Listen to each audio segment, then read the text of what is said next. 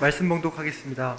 그러므로 너희가 이것을 알고 이미 있는 진리에 서 있으나 내가 항상 너희에게 생각나게 하려 하노라. 내가 이 장막에 있을 동안에 너희를 일깨워 생각나게 함이 옳은 줄로 여기노니 이는 우리 주 예수 그리스도께서 내게 지시하신 것 같이 나도 나의 장막을 벗어날 것이 임박한 줄을 알미라. 내가 힘써 너희로 하여금 내가 떠난 후에라도 어느 때나 이런 것을 생각나게 하려 하노라.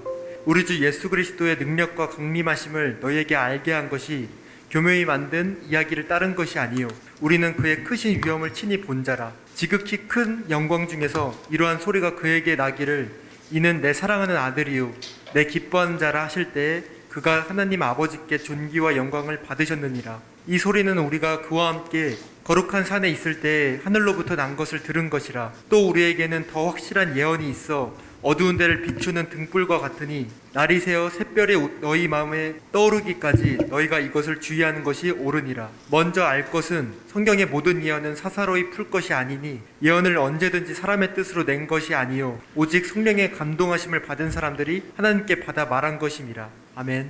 네, 샬롬. 오늘 예배의 자리에 오신 여러분을 환영하고 축복합니다. 우리 서로를 향해서 당신은 하나님의 사랑입니다 하고 인사를 나눴으면 좋겠습니다.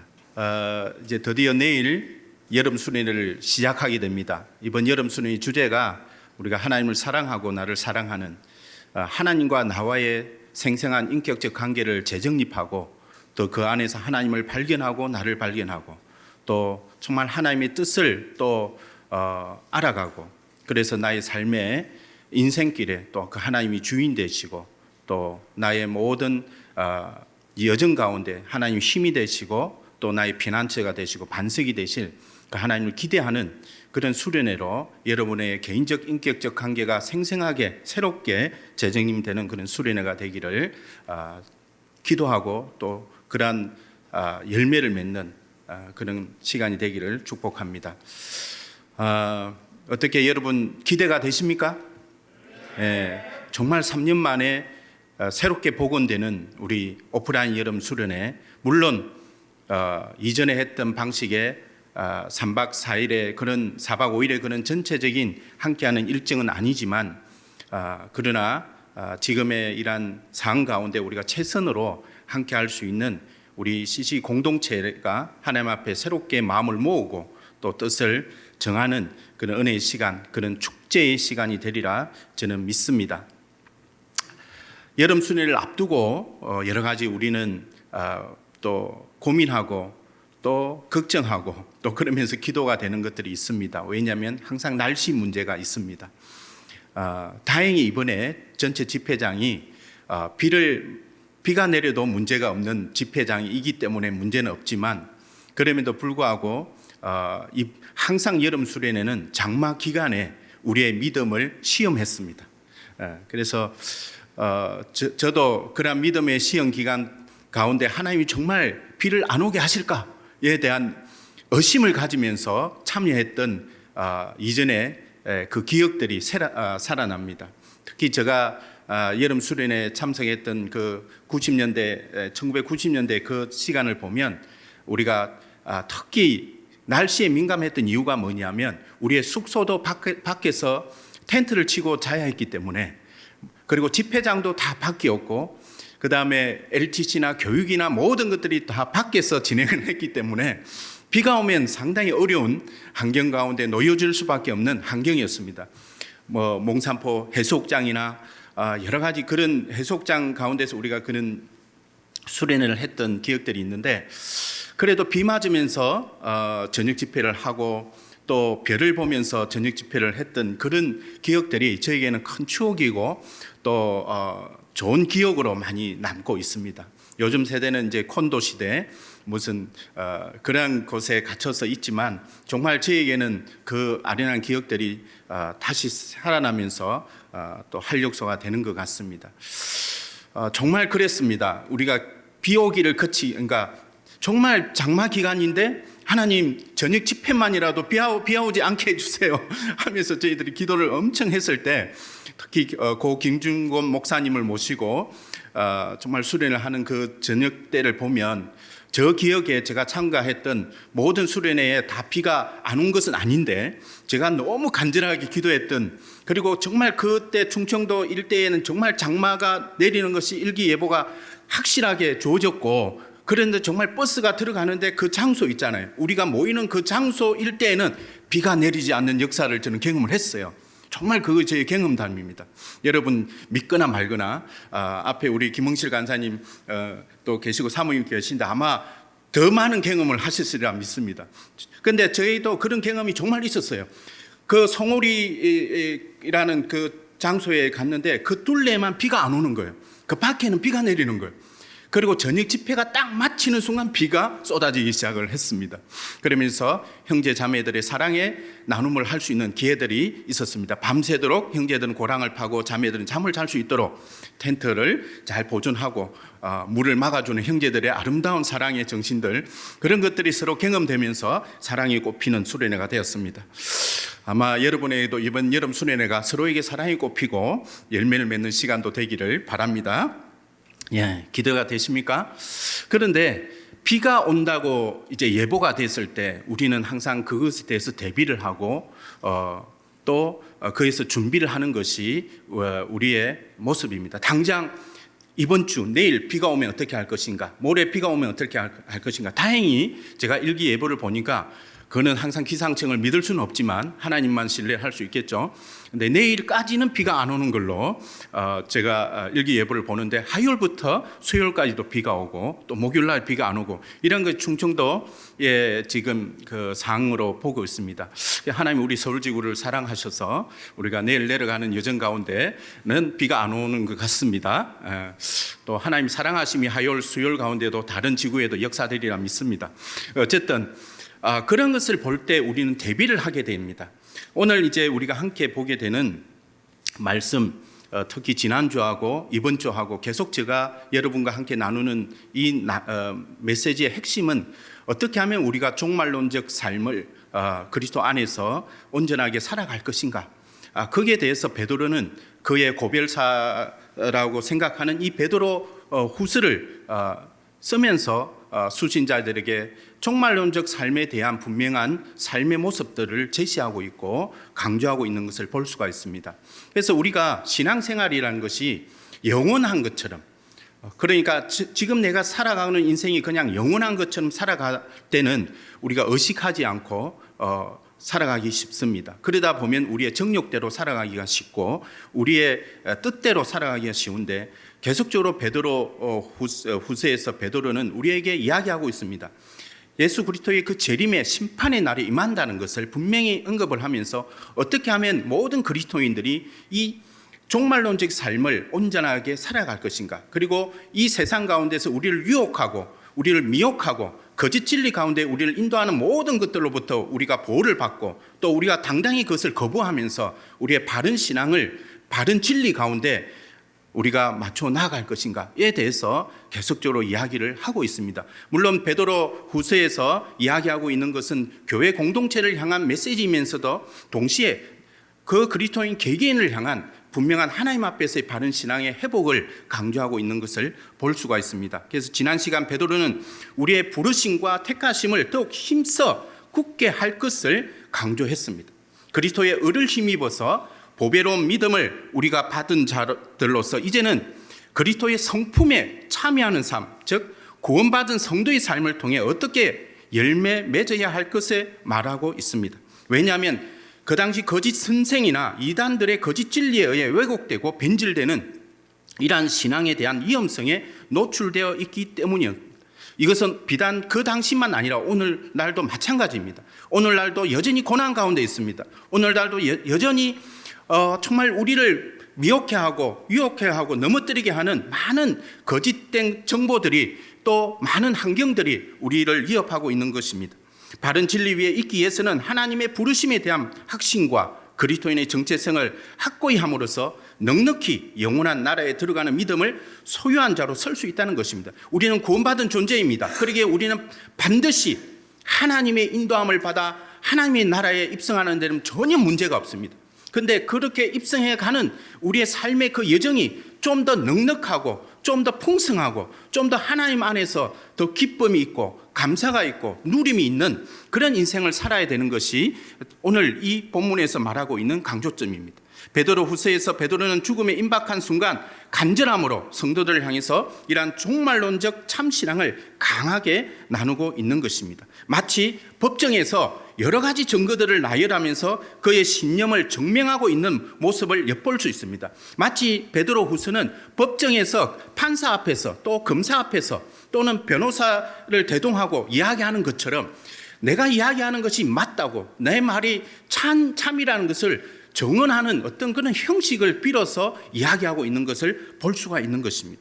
그래서 오늘 이 본문의 말씀은 베드로가 이러한 하나님의 부르심에 대한 확신과 그리스도인의 정체성을 확고하기 위해서 자신의 경험에서 나오는 증거를 제시하고 있습니다. 그 첫 번째가 오늘 본문 말씀의 변화산 사건에 대한 경험담입니다. 이 변화산 사건은 여러분이 익히 공가복음, 마태복음이나 누가복음이나 마가복음에서 다 언급하고 있는 것이 이 변화산 사건입니다. 이 변화산 사건은 예수 그리스도가 이제 예루살렘에서 당하게 될 그 고난 순환에 대한 어떤 것을 앞두고 수제자인 3명을 데리고 올라가서 보여줬던 그런 사건인데 바로 그리스도의 십자가에서 죽으심과 부활하심에 대한 그런 것을 좀 더 확증해 주기 위해서 사실은 변화산 사건을 통해서 예수님이 제자들에게 보여줬던 사건입니다. 그래서 예수께서 베드로와 야고보 그리고 요한을 데리고 높은 산으로 올라갑니다. 그리고 그들 앞에서 예수의 모습이 변형이 되는데 바뀌게 되는데 그 얼굴이 해같이 빛나며 옷이 빛같이 휘어졌다고 했습니다. 그때 모세와 엘리야가 예수와 더불어 말하는 것을 그들에게 보입니다. 그래서 그 순간 제자들이 볼 때 3명의 사람이 나타나는 것을 볼 수가 있습니다. 모세와 엘리야 그리고 예수 그리스도의 그 모습들이 보게 됩니다. 그러자 베드로는 이러한 광경을 목격하면서 예수께 이곳에 주와 모세 그리고 엘리야를 위해 각각 초막을 지어 지낼 것을 제안합니다. 너무 행복한 장면이었습니다. 그냥 베드로에게는 그 모든 세상의 고난이나 근심 그런 거 다 내버려 두고 이 산에서 이분들과 함께 지낼 것에 대한 그런 동심을 발휘했던 것 같아요. 그때 호련히 빛난 구름이 그들을 덮으며 구름 속에서 소리가 나는데 이는 내 사랑하는 아들이요 내 기뻐하는 자니 너희는 그의 말을 들으라고 했습니다. 바로 이것이 베드로가 목격한 변화산 사건의 전말입니다.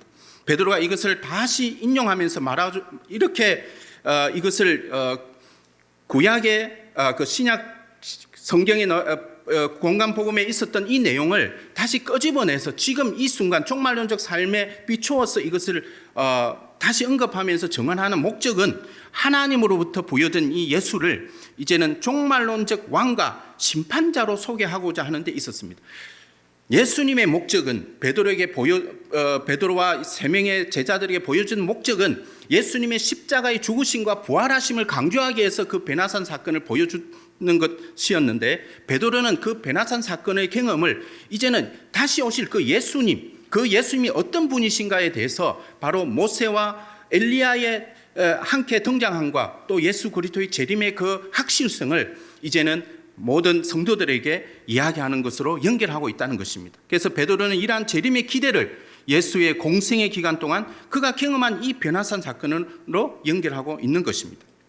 베드로후서 1장 16절에 우리 주 예수 그리스도의 능력과 강림하심을 너에게 알게 한 것이, 자 여기서 보면 능력과 강림하심은 같이 나타납니다. 강림이라는 것은 임하는 것입니다. 그런데 그 임하심이 능력 없이 임할 수가 없는 것입니다. 바로 신적 능력, 하나님의 능력의 역사하심이 여기에서 언급되고 있고 그 강림하심을 너에게 알게 한 것이 교모이 만든 이야기를 따른 것이 아니에요. 사실은 그 당시에 이 교모이 따른다는 이 이야기는 많은 거짓 정보들이 그 교회 공동체에 많이 유포되고 있었기 때문에 그것을 따른 것이 아니에요. 우리는 그의 크신 위엄을 친히 본 자라. 그래서 예수 그리스도를 부인하는 모든 자들에게 예수 그리스도의 존귀와 영광됨을 드러내고 그 예수 그리스도가 재림의 때에 심판자로 오실 주님이시라는 것을 분명히 말씀을 하고 있는 것입니다. 그리고 베드로후서 1장 18절에 보니까 이 소리는 우리가 그와 함께 거룩한 산에 있을 때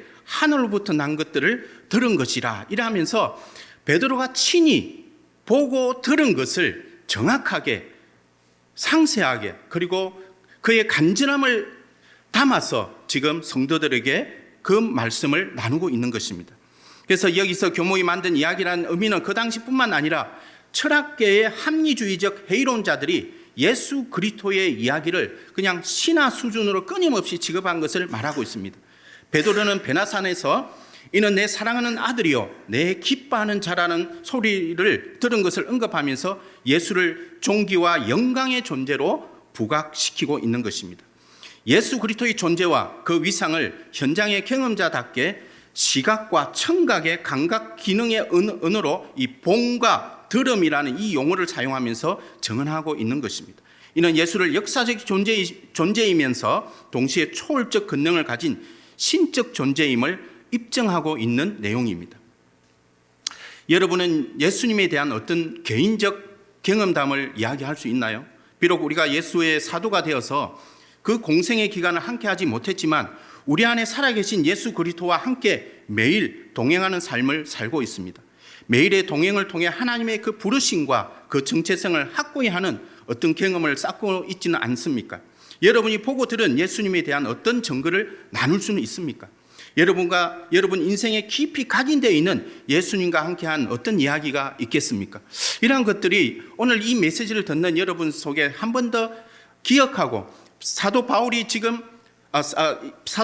베드로가 지금 성도들에게 본인의 이 기억과 생각들을 다시 드러내어서 전달하면서 이야기하기까지 정말 예수님과의 생생한 인격적인 관계 그리고 그와 경험했던 이 사실적인 것을 이야기함으로써 그 신앙의 부르심과 그 정체성을 확고히 해가는 그런 진리 가운데 서는 그런 내용으로 삼고 있다는 것은 오늘 우리가 어떤 신앙의 자세로 계속적으로 유지하고 발전시켜야 될 것인가에 대해서 도전을 주는 말씀인 것입니다.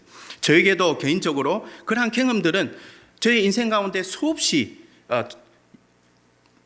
경험되어졌고 그것이 정리되어졌고 또 저도 그것에 대한 간증들을 많이 해왔던 것을 볼 수가 있습니다. 대학교 1학년 때 예수님을 영접하고 여름 수련을 통해 가지고 선교에 대한 비전을 받고 그리고 정말 그 삶에 도전을 해서 20년이 넘는 삶을 동아시아에서 살았습니다. 그런데 그 20대 중반에 동아시아에 건너갈 때 저에게 하나의 의문이 있었습니다. 과연 내가 이렇게 가는 것이 어쩌면 내가 충동으로 일어나서 충동으로 행하는 어떤 삶의 모습인 것 같아서 정말 성령의 감동하심으로 이루어진 역사라는 것을 나는 인정받고 싶었습니다. 많은 사람들이 수련회 자리에 앉아 있다 보면 분위기에 압도되어서 나도 모르게 일어나는 수가 있습니다. 그리고 나도 모르게 응답하는 수가 있습니다.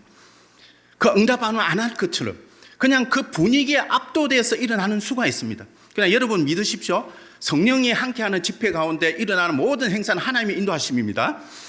그것이 어떤 행위로든 하나님의 선한 인도하심이 있다는 것을 믿으시기 바랍니다. 하나님은 우리의 충동도 받으시고 감동도 받으십니다. 그래서 저는 충동을 감동으로 받아가는 여러분의 인생이 되기를 축원합니다. 그래서 저도 대학교 때 많은 충동의 자리에 서 있었습니다. 특히 김중원 목사님의 도전은 많은 사람을 충동케 하고 있습니다. 그래서 모든 사람들이 김중원 목사님 메시지를 들을 때는 다 일어나게 돼 있습니다. 그래서 일어났을 때 저도 그렇게 갔는데 이제 되돌아보니까 이제 이성이 살아나고 생각이 살아나고 내가 왜 이 자리에 앉아있지? 왜 내가 이렇게 도전을 했지? 내가 왜 여기까지 왔지?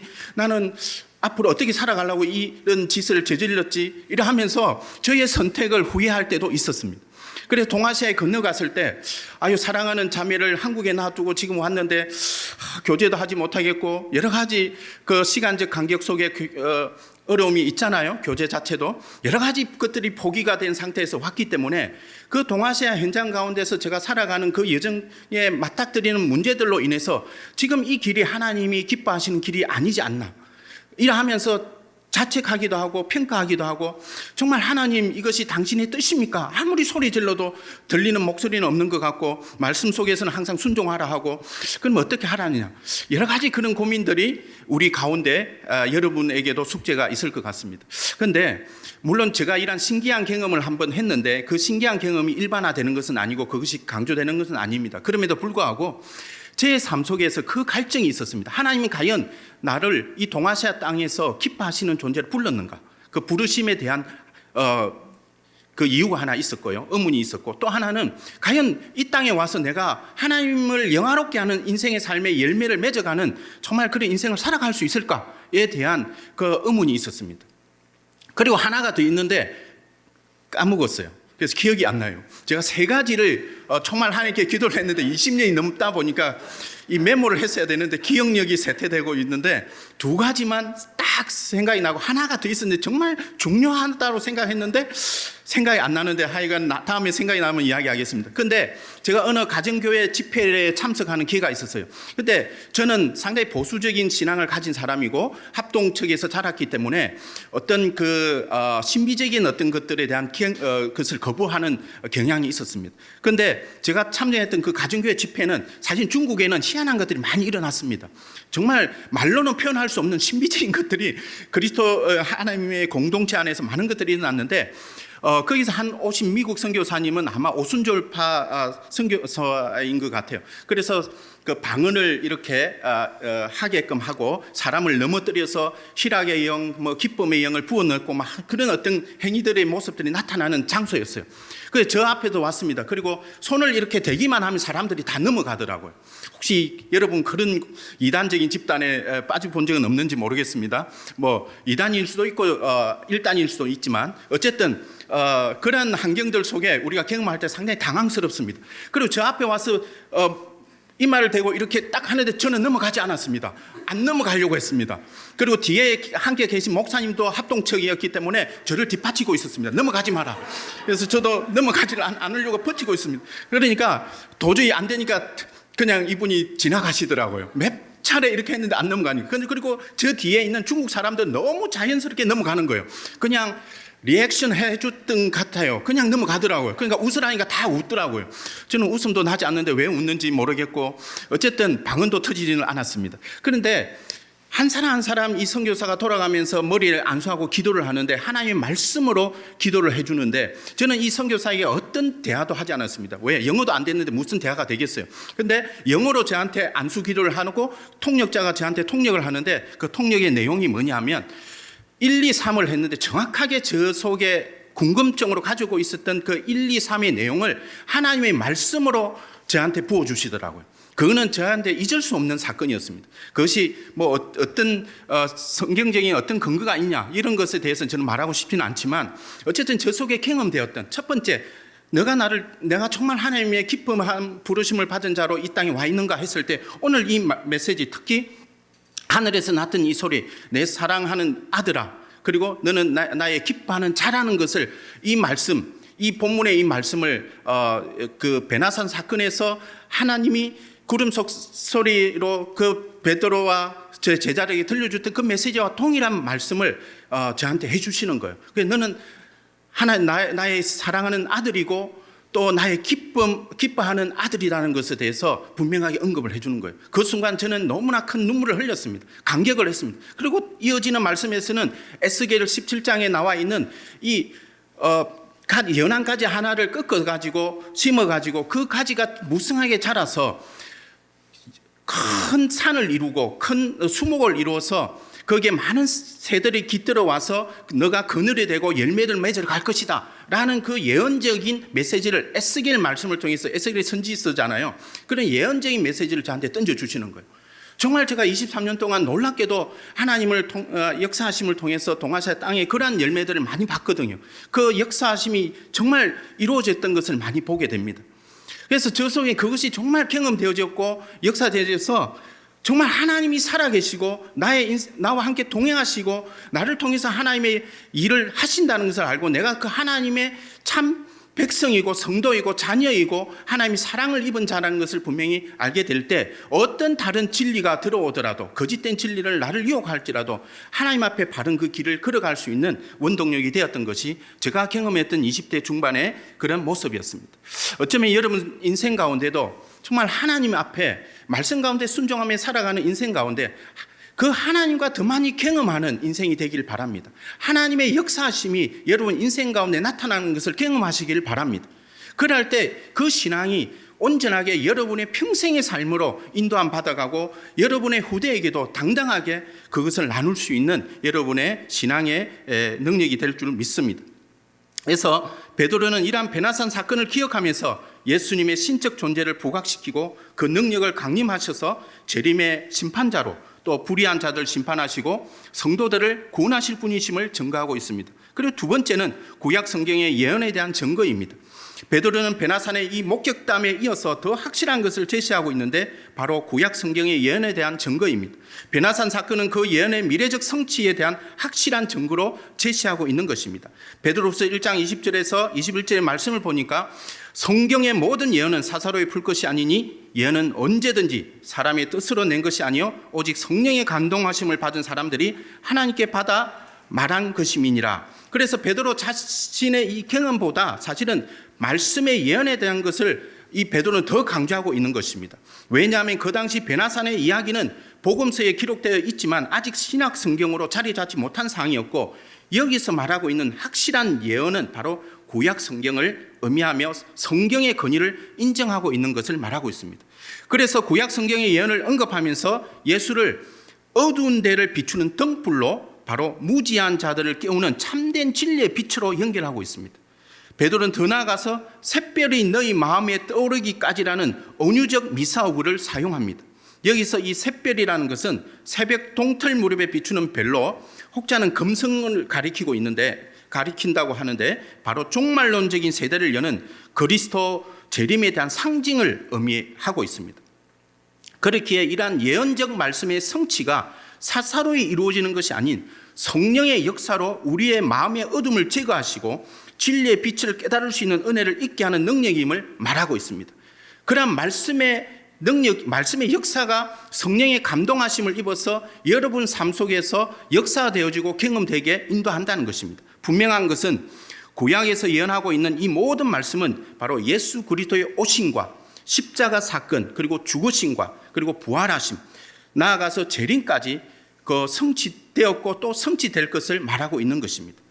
오늘날 우리로 참된 진리에 서 있을 때 하는 이러한 절대적인 신앙의 기준이면서 증거가 되는 것은 바로 말씀 자체인 것입니다.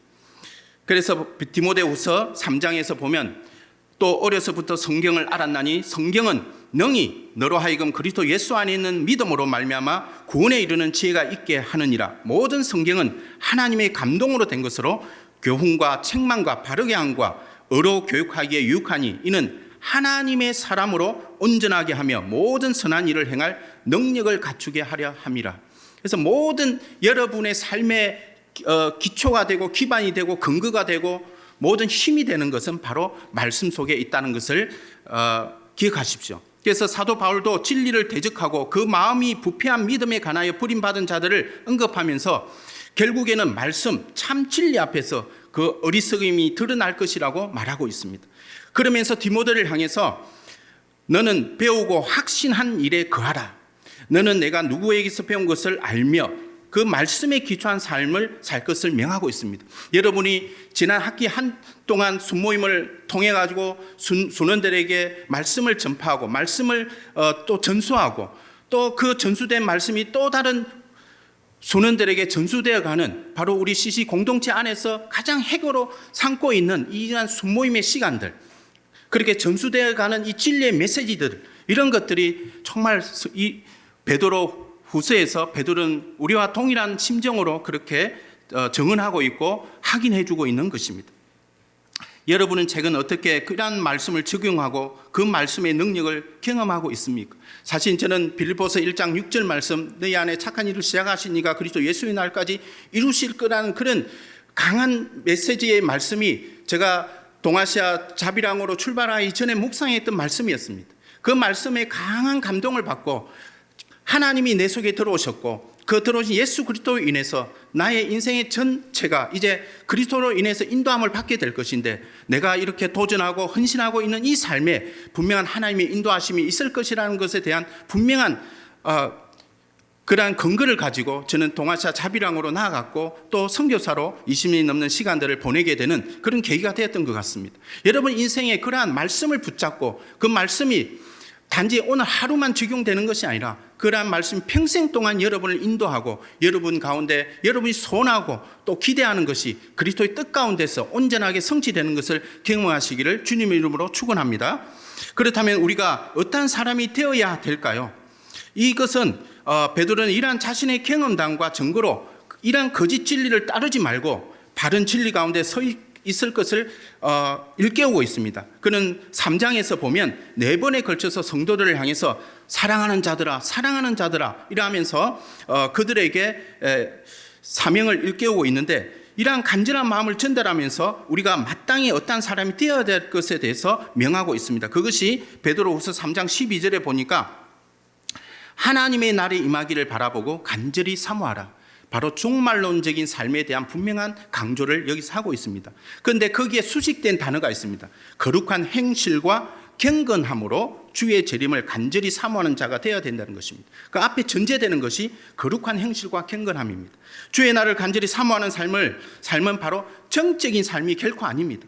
거룩한 행실과 경건함으로 살아가는 이런 동적이며 변화를 만들어내는 삶을 말하고 있는 것입니다. 이것이 재림신앙입니다. 종말론적 신앙의 참모습입니다. 우리는 우리에게 주어진 이러한 시간들 속에 재림을 소망하며 성실하게 살아가야 하는 책임이 있습니다.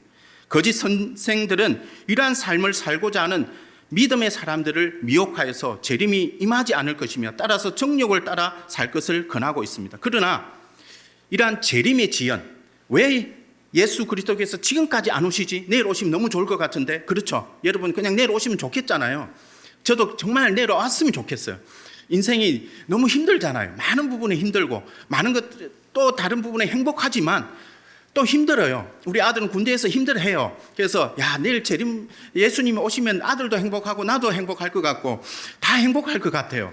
근데 왜 이런 재림은 계속 지연이 될까? 고난 가운데도 여전히 하나님이 임하지 않는 걸까? 막 하면서 의심이 있잖아요. 그런데 이 재림의 지연은 바로 하나님의 오래 참음을 의미하고 있는 것입니다. 이것은 인류를 용서하고자 하는 의지의 확정으로 이해할 수 있습니다. 이것을 보편적 구원으로 연결시키기보다는 하나님이 모든 사람들로 하여금 그리스도의 이 복음에서 그들의 길을 발견하도록 기회를 제공하려는 이런 의지의 표현으로 이해하는 것이 정확하다고 봅니다. 바로 재림의 지연으로 인해서 우리가 단기 선교를 가는 것입니다. 그 땅 가운데 아직도 예수 그리스도를 알게 하고자 복음을 전하고자 그 가운데 하나님의 백성으로 또 삼고자 하는 하나님의 뜻이 있기 때문에 오늘도 우리가 순종하며 여름 그 비행기를 타고 비싼 비행기 값을 치르면서 지금 가고 있습니다. 고유가 시대에 우리는 거꾸로 가는 거잖아요. 돈을 쓰면서 가잖아요. 돈을 나누면서 가는 거잖아요. 축복하는 것입니다. 은혜를 나누는 것입니다. 하나님의 말씀에 순종하는 우리의 행위인 것 줄 믿습니다. 따라서 하나님의 이러한 의지와 목적에 부합한 신앙적 삶이 필요하다는 것입니다. 왜냐하면 하나님의 오래 참음은 영원하지 않습니다. 사람의 시간과 하나님의 시간 개념도 차이가 있기에 그날은 도적같이 임할 것이라고 경고하고 있습니다. 예수 그리스도의 재림은 은혜 아래 들어오지 못한 자들에게는 심판자로 임한다는 사실입니다. 우리는 새 하늘과 새 땅을 바라볼 수 있는 소망을 가져야 하겠습니다. 데살로니가후서 3장 6절에 보니까 종말론적 삶을 사는 그리스도인 중에 또한 이러한 사람들이 성경에 언급됩니다. 형제들아 우리 주 예수 그리스도의 이름으로 너희를 명하노니 게으르게 행하고 우리에게 받은 전통대로 행하지 아니하는 모든 행제에게서 떠나라고 경고하고 있습니다. 게으르게 행하고 일하지 아니하며 오히려 일을 만들기만 하는 자들로 주변에 민폐를 끼치는 그룹을 말하고 있습니다. 그리스도 재림에 관해서 바로 소극적인 신앙 태도를 가진 부류의 모습을 경계할 것을 바울은 데살로니가 교회 성도들에게 권하고 있는 장면입니다. 현재적 삶에 충실하지 못한 사람은 미래를 기대하며 기다리는 그리스도인의 태도로 적합하지 않다는 것입니다. 이러한 삶의 행태를 방지하기 위해서라도 우리는 예수 그리스도를 아는 지식에 열정을 담아야 되겠습니다.